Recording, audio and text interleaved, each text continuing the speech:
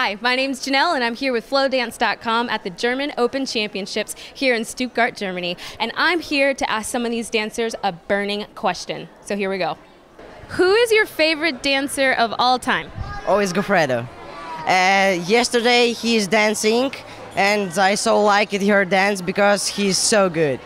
Yeah, he's so good. My favorite dancing is Brian. He's a Latin dancer. I think my favorite dancer of all time is Anna Kuzminskaya because, I don't know, she was just great.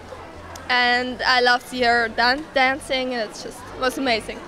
I think in Latin it's Julia Zagoruichenko and in standards it's, of course, it's Olga Kulikova. They are amazing women. My favorite dancer is Nina Betsubova. I also hear her dress. Because she's my trainer, I love her style because she's like very unique and yeah, I don't know, I just love her style. She's beautiful. My favorite dancer is standards dancer is Dima.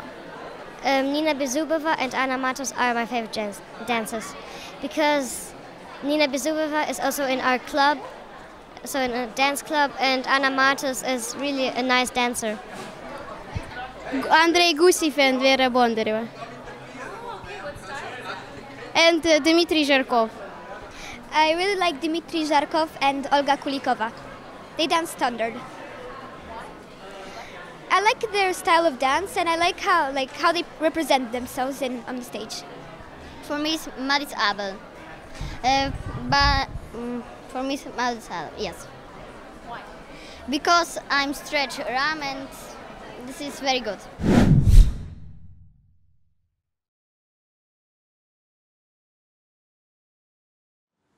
Welcome to our modest studio here at the GOC. Thank you. Two legends of dance sports that make their appearance here. Thank you very much.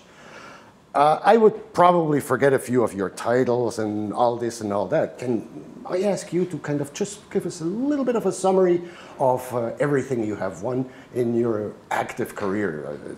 Amazing number of titles. You can start. You start. So together we were world champion of 2013 and 14 in PD WDSF. Then we had also some other titles, but we just would like to mention the last two, which is it was a great memory for us, very good memory. And it was also a great memory for everybody who saw you dancing at the GOC in exactly those years as well. I mean, the Super Grand Prix standard was still at the very beginning. It was a competition where basically the two top contenders, you and Benedetto and Claudia, were fighting it out in every edition.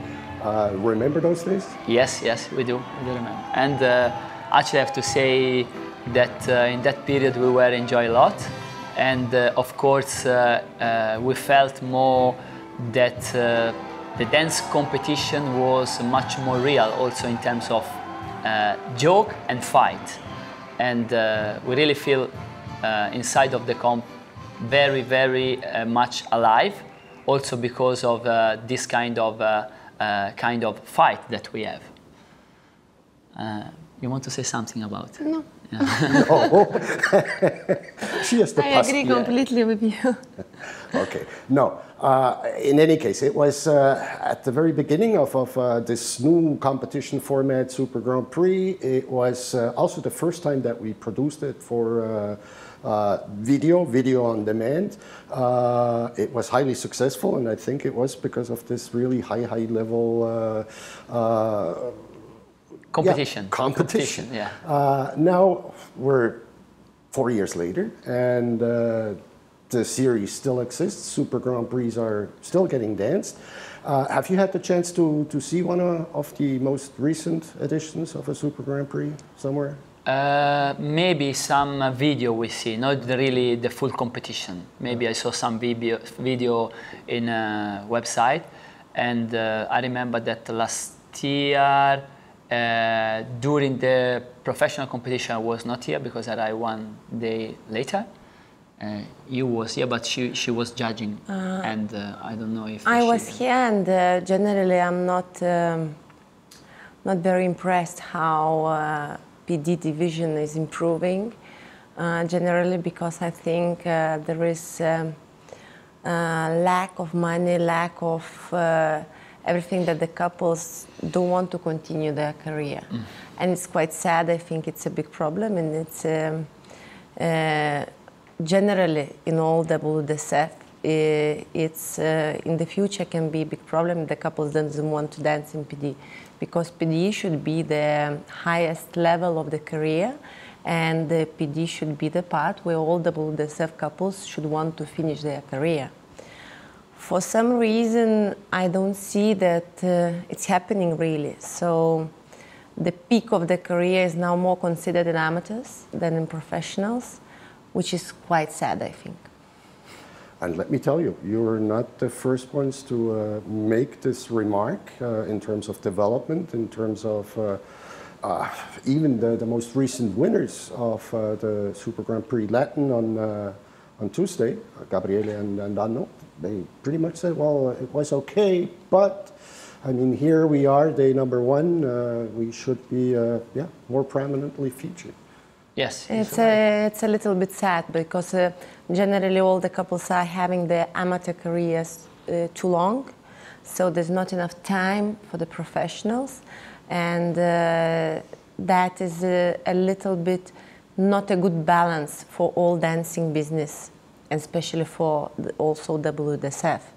So of course depends on the prize monies, how much money professional couples could earn, because I noticed that mainly all amateur couples are doing shows and earning money, so they don't see any point actually to go to professional division, because they're gonna have same work, even just less competition, and maybe even less work. So I just found it difficult to also persuade couples, talking to them to go to professional division. Within this organization? Yes, yes, okay. yes, yes. No, but to a certain extent it could be explained by the fact that this organization has developed over 50 years as an amateur governing body, and confessed to be with an exclusive focus on amateur status. And the addition of professionals that came in the year 2000 but still supposed to be developing, right. But right. I don't see really the development. So I think WDSF should decide whether they want professional division, and if they want, they have to be interested for the development of the professional division. Yeah. And if not, just cancel all federation, just keep the amateurs. That would be an option as well. That would be an option as well, because now kind of the significance of being professional, it's a little bit gone. So I kind of feel a little bit sad for it. I mean, you have lived both worlds. I mean, really extensively. You have obviously started out as amateurs within IDSF at the time. Then the traditional way was then to move on to WDC and compete. And then eventually come back well, I think for the whole dancing world, it was quite a tragedy, the split of the federations. And I still think so. And even, of course, the people always fight for something, for the power, for the position. And just that's in the nature of people. Just I'm sad because really the last champion before split was Mirko with Alessia, and really I think the significance of being a champion when everything was together was much stronger, was much more important to be a champion. Generally the knowledge and how the people know the champion, that was very different back then. Now I feel a little bit that both federations has lost after the split. So the couples are running one way, another way, somebody's chosen not to run, to stay. I feel it's a lot of mess. And of course, especially the couples in WDSF, because I'm working here in WDSF.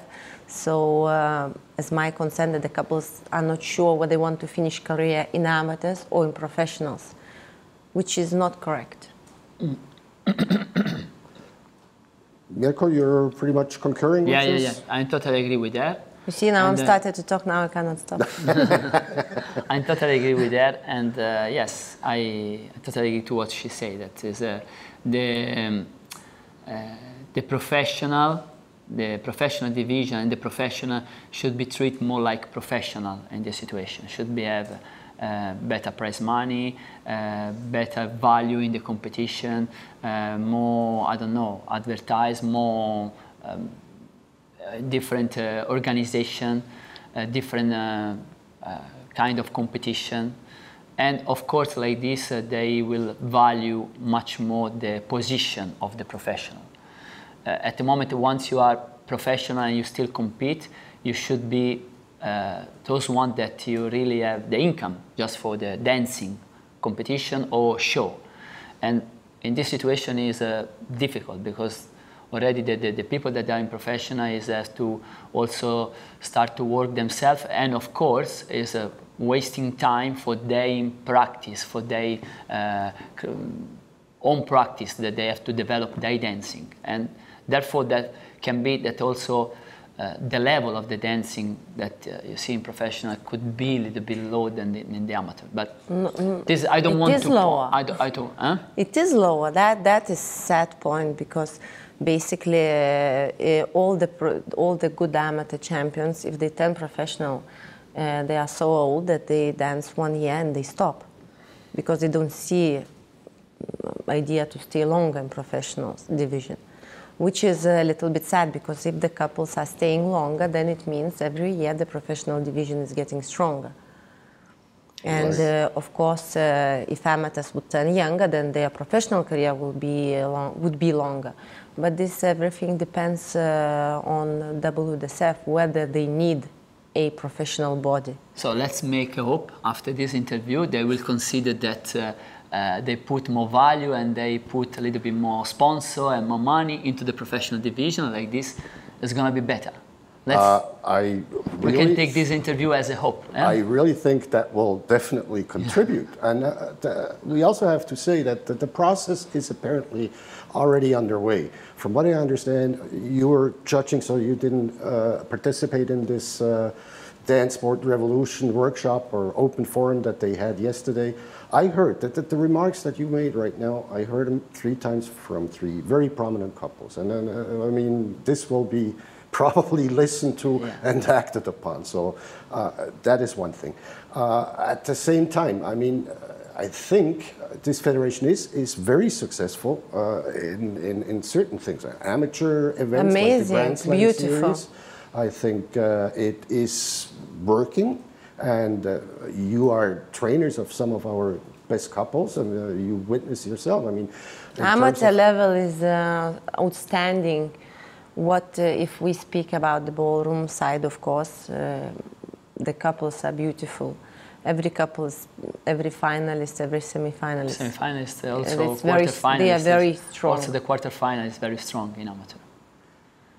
And in terms of the professional division, if we look right now, the last number of years, we had probably one dominant couple in the standard. And that's it. That was Benedetto and Ferruccio and Donatas and Claudia Kohler. But also Donatas I want to include. There is now they enter some new good couple. I say also Bjorn Beach is there.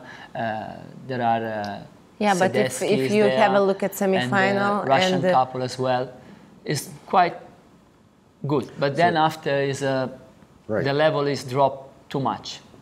And this is not the problem of the couple. I think is the problem on the top of the system that they have to.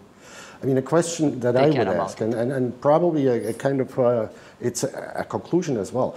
I mean, do you have to have a professional division of 500 couples, or would it be enough to have a professional division of 20 couples standard, 20 couples Latin, and develop a product specifically for them. So it's not basically a carbon copy of what the amateurs are doing with the Grand Slam series and so on and so forth, but develop something more spectacular. I mean, whatever, the sky is the limit. You could combine it with a little bit of show dance, a little bit of this and that. It's difficult because now the amateur champions, as you know, they are invited to do the shows. So they're having I've been judging in many WDSF competitions, and many times the amateur couple was doing the show. Of course, you would say that yes, because they are better than the professional couple, but somehow the balance is not there. So therefore, you cannot create a professional couple from zero, from nothing, if you understand what I mean. They already must come from the background, from the amateurs. So if the amateurs are not going, you cannot have these beautiful 20 couples. You can't. So this is the sad thing. True. So actually what should happen is generally also with the younger generation, so we teach many beautiful young couples, and they say, oh, 4 years, 3 years, our result is not improving. I said, how could it improve if there's no flow, nobody's going? Are still same couples, everybody's working hard, everybody's improving, nobody's staying still, nobody's having a holiday. So basically, it's blocked in the wrong part of the career, as to my point of view. But of course, if we remove PD completely, then everything is fine. Yeah, yeah. In our time, when we were amateur, I think we stay until everybody 24, 25 everybody years old. wanted to win 1 or twice maximum. Nobody wanted to stay there like forever. But after 25 years old, you have to turn professional. Yeah, because everybody wanted professional career. The professional title was the goal. And now, obviously, it's quite different. You have a couple like Dimitri and Olga, who have been dancing now for a number of years at the highest level. They have a shot at achieving something this year if they continue until the World Championship that nobody else has achieved so far in for title, Yeah, because it was not because nobody could achieve that, because that was not the goal. Do you understand me? Absolutely. So that was not the goal in our time. That was to win, and if you want to have like really secure a strong name, twice. And then you have to go and concentrate to the professional. Yeah. So that's why I'm talking generally. And I spoke to many couples, and they're not too excited to move to the PD. So it's definitely up to the federation to now take corrective action and do something. And basically, you have given them quite a few ideas. And a last resort option of just saying, well, we're going to go back to status quo and re-establish what was the structure before the split.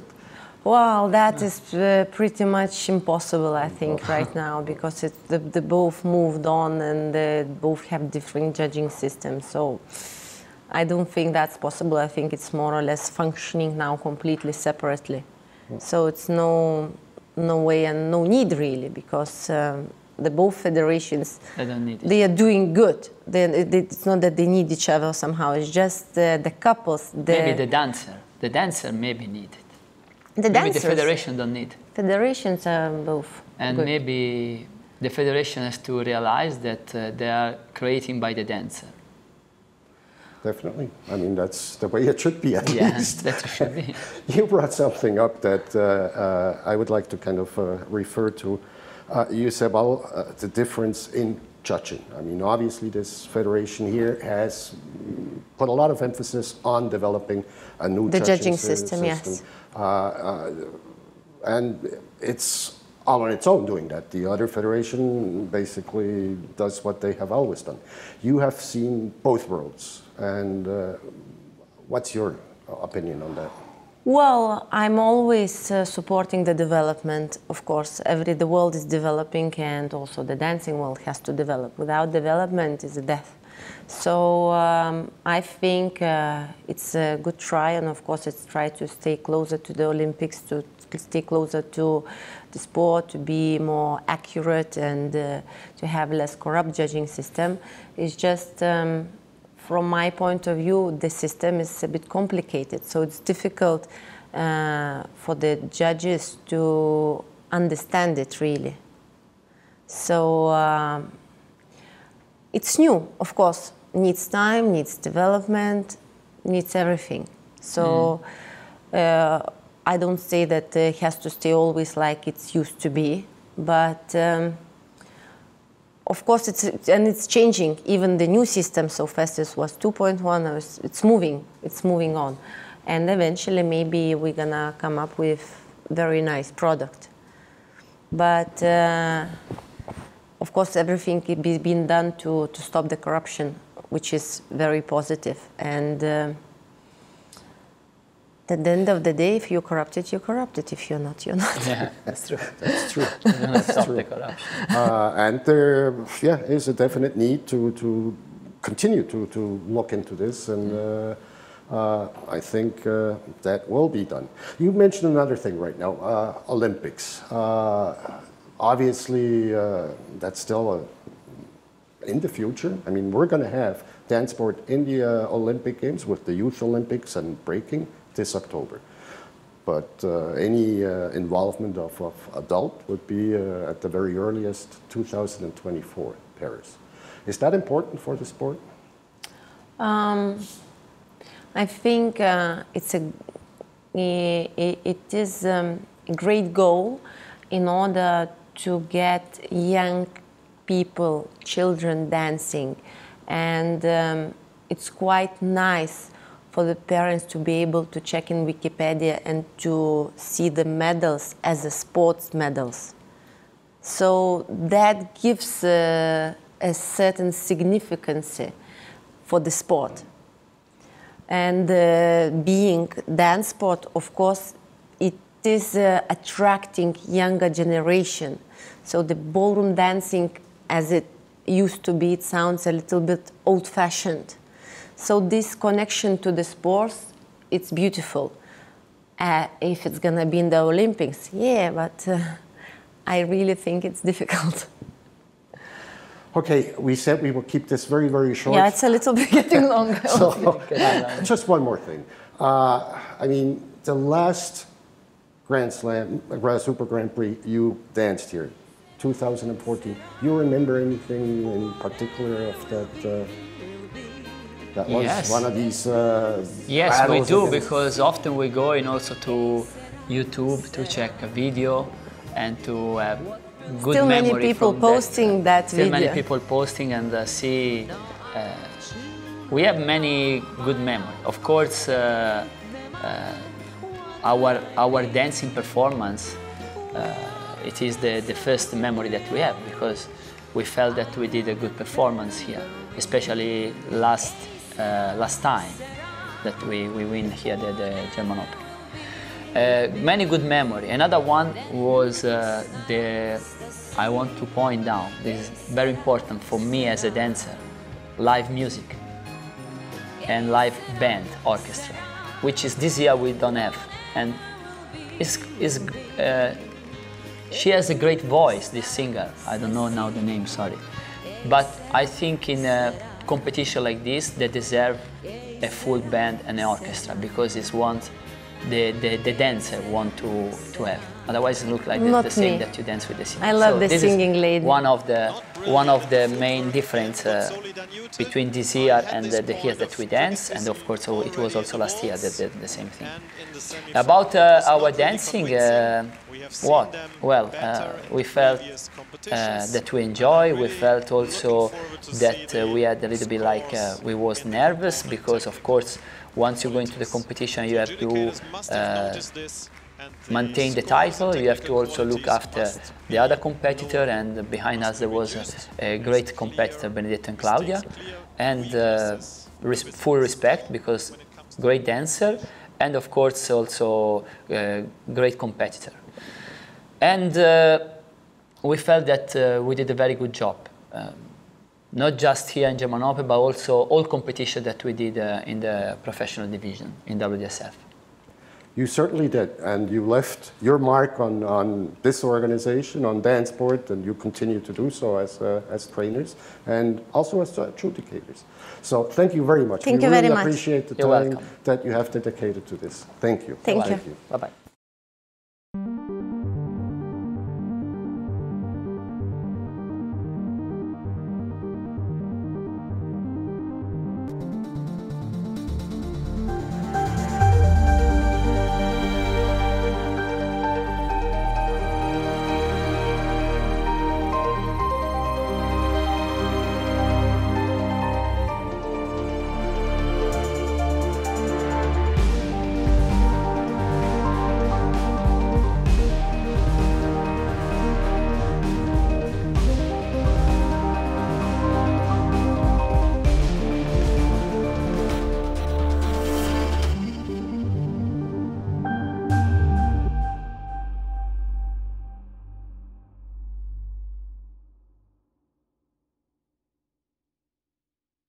Today we have with us Dr. Stephan Rath, the man of the hour, the man of the results, the man of the digital support to the German Open Championship. Welcome. Hello. And I just found something out today. You were a dancer yourself. Tell us a little bit about that. Oh yeah, we started in '94 with standard and Latin, and came to international level dancing only in standard because we stopped Latin before. And yeah, we did competition in some locations in Europe, but yeah, never really successful to more than the second or third round. And yeah, then unfortunately my left knee didn't want to continue, and then we stopped dancing. And when you stopped dancing, that's when your second career started. And your second career is basically the software development, hardware development for everything that's being used to manage an event, to judge an event, and to produce results. Is that right? It started nearly at the same time, but then, of course, more time was available, yeah. And I must say, I really associate your name with something that I've seen now. I'm involved 10 years now out in DanceSport that I've seen. In the past, any competition was basically a thing of paper. You had a starting list that was put up, and on the wall somewhere people were gathering around it. Then you had a result put up or a heat list put up. And now we're changing away from that. And that, to a certain extent, you were one of the leaders in bringing this change about. Very often today, paper is still at the competition in a very prominent place. But yeah, we started with the judging devices to remove the possibility to have counting errors and so on.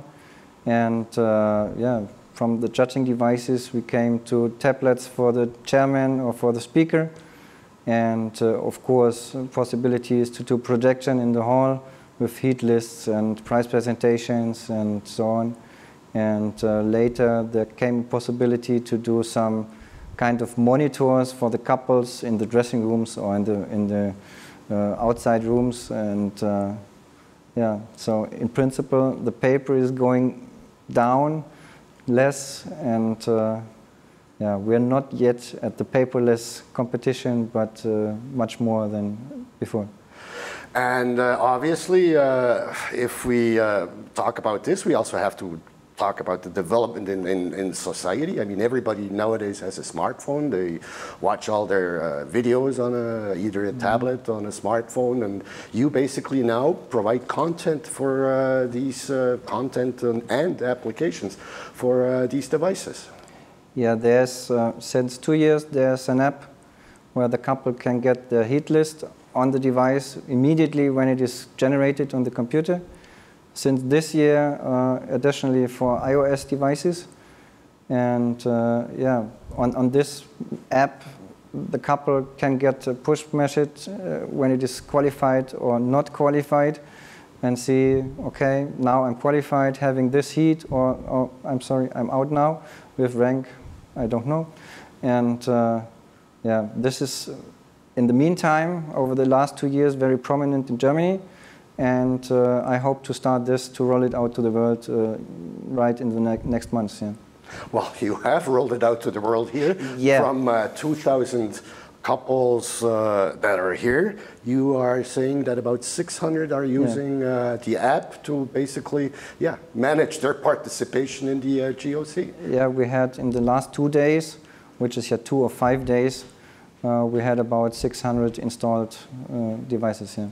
That's amazing, and that really brings a lot of change to a sport, as I said, that in the past was very traditional. I mean, you had around the floor the judges with their papers and a pencil. Now it's sophisticated devices, tablets. Do you think it's a good thing that this is developing in this direction? In principle, it is getting less complicated, and you have less possibility for errors. And of course, it is getting much, much, much faster, because you don't need to type every score into the computer. If you have a competition like here with 300 registrations, and you want to put in all the scores in the computer, you're typing minutes or half an hour or something like that. And with the online devices, we have it in the second the couples go from the floor. Yeah. So this is the only way to do such huge competitions with a very tight schedule. And just to give us a little bit of an idea, here you said overall we're talking 6 days or 5 days of an event. How many events do you remember exactly? 40 or 40 something, no? Events, competitions in the German Open, I think between 40 and 50. Okay. And some of the competitions, like a Grand Slam, almost 300 entries. Others, the smaller ones, maybe 50 entries. That's a hell of a lot of data. Can you give us an idea in terms of size, in terms of your operation? How many people are involved on your end? In the computation office and at all positions in the halls where they are doing the scrutineering, I think this is between 20 and 30 persons. And doing this in shifts, of course, because the competitions very often start in the morning at 8 or 9 and ending at midnight. So they are shifting a little bit, and yeah. And we have been working with you for a number of years now, you being the scrutineer, us being the people doing usually the television productions. And it's a pleasure working with you, because you're basically one of the calmest people I've ever seen, honestly. And what makes you that calm? Sometimes inside is different than outside, yeah. Yeah. I think it is just the long time I'm doing it. Yeah, I started with the software in 1995, and yeah, it grew and grew and grew, and now it is used at very many places. And of course, I myself did a lot of events, and yeah, it would be a problem if the routine did not change anything. True. But at the same time, it also takes, I think, a certain nature to really remain in moments of stress. I mean, we sometimes have to produce results in 2 seconds. Otherwise, it's not going to look good to the world on live television. Yeah, so it is always some kind of special kind of stress when we do the live productions in the finals with absolute judging. Yeah, this is always a little bit amazing, just to be sure. Is every judge in time? Is the system really connecting? Because wireless connection is a normal thing, but it is not easy every time. There are very many halls in the world where you have a complete full part of a lot of Wi-Fis in the same hall. And yeah, this is always a little bit crippling to check if everything is working, and normally it is. You're also a member of a very select group of people who are working on the continued development of the absolute judging system. Your opinion, your personal opinion, you were a dancer before you got judged with marks. Now we are moving away from that for at least certain parts of a competition to the absolute judging system. Do you think this is something that makes our sport better? At least for the spectators, it is more clear to see, okay, you have a number, 10 is the maximum, and higher number is better than lower number. It is easier to understand for the public what is the result. If you have 15 judges and they are all doing skating and perhaps they're doing it open, yeah, then you have 5s and 6s and 1s in one mark or for one couple, and this is very often not really easy to understand if you don't know the principles of skating system. But if you have 4 categories to be judged and you have 4 numbers and these are added, just strictly added, and you have a sum and this is higher or lower than for another couple, I think this is easier for the public. I myself never did some kind of judging. I have no license or training to be a judge, so I cannot know if it is easier or better or not to be judged. But I think for the public and perhaps for the couples to understand, okay, now I'm a bit better than the other one, this should be a good thing, yeah. There was a major development in the sense judging system 2, judging system 3. I mean, judging system 2, the formula that was employed to generate the average score was different from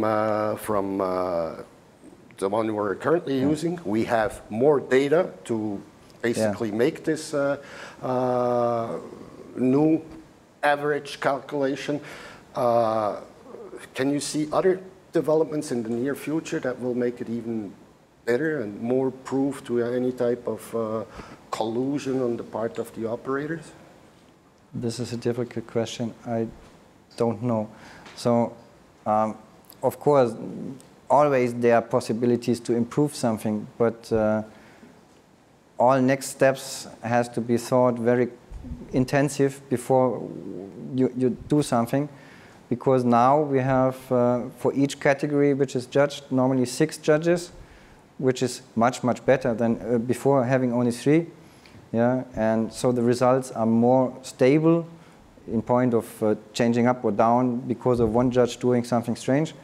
And of course there are possibilities perhaps to improve it, but I don't know in which direction we will discuss it next. But that's something you're very much working on in this group of experts in terms of future developments, next rollouts? At the moment we are thinking about how to analyze what we see, if judges are better or not. And the next step could be if there's enough data to understand, to do improvements. Yeah.